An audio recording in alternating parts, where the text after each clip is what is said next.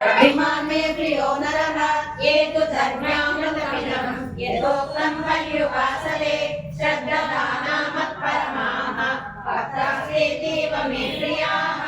ॐ तत्सदिति श्रीमद्भगवद्गीतासु उपनिषत्सु ब्रह्मविद्यायां योगशास्त्रे श्रीकृष्णार्जुनसंवादे भक्तियोगो नाम द्वादशोऽध्यायः। सर्वधर्मान् परित्यज्य मामेकं शरणं व्रज अहं त्वा सर्वपापेभ्यः मोक्षयिष्यामि मा शुचः।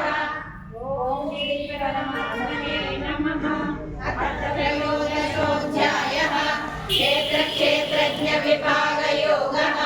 श्रीभगवानुवाच इदं शरीरं कौन्तेय क्षेत्रमित्यभिधीयते एतद्यो वेत्ति तं प्राहुः क्षेत्रज्ञमिति तद्विदः। क्षेत्रज्ञं चापि मां विद्धि सर्वक्षेत्रेषु भारत। क्षेत्रक्षेत्रज्ञयो ज्ञानं यत्तज्ज्ञानं मतं मम तत्क्षेत्रं यच्च यादृक्ष यद्विकार्य यश्चेत् सदयो यत्प्रभावश्च तत्समासेन मे शृणु। ऋषिभिर्बहुधा गीतं छन्दोभिर्विधैः ब्रह्मसूत्रपदश्चैव हेतुमद्भिर्विनिश्चितैः। महाभूतान्यहङ्कारः बुद्धिरव्यक्तमेव च इन्द्रियाणि दशैकं च पञ्चचेन्द्रियगोचराः। इच्छा द्वेषः सुखं दुःखं सङ्गादश्चेतना धृतिः एतत्क्षेत्रं समासेन सविकारमुदाहृतम्। अमानित्वादम्भित्वम् अहिंसा क्षान्तिरार्जवम् आचार्योपासनं शौचं स्थैर्यमात्मविनिग्रहः।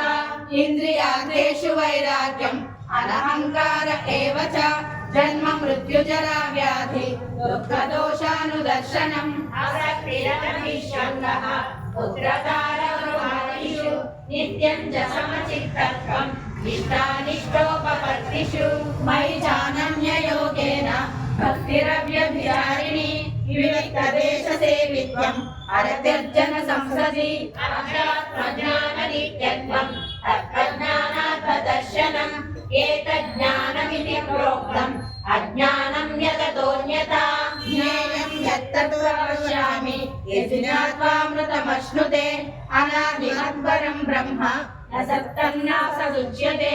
सर्वतः पाणिपादं तत् सर्वतोषिशिरोमुखं सर्वतः श्रुतिमल्लोके सर्वमावृत्य तिष्ठति। सर्वेन्द्रियगुणाभासं सर्वेन्द्रियविवर्जितम् असक्तं सर्वभृच्चैव निर्गुणं गुणभोक्तृ च बहिरङ्गस्य भूतानाम् अजरन्तरमेव च सूक्ष्मत्वात्मनिज्ञेयं दूरस्थं चान्तिके च तत् अविभक्तं च भूतेषु विभक्तमिव च स्थितं भूतभर्तृ च तज्ज्ञेयं ग्रसिष्णुप्रभ विष्णु च ज्योतिषामपि तज्ज्योतिः तमसः परमुच्यते।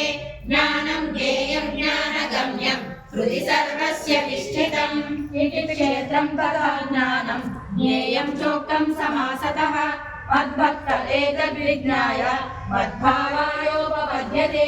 प्रकृतिं पुरुषं चैव विद्यनादि उभावपि विकारांश्च गुणांश्चैव इति प्रकृतिसम्भवान्। कार्यकरणकर्तृत्वे हेतुः प्रकृतिरुच्यते पुरुषः सुखदुःखानां भोक्तृत्वे हेतुरुच्यते।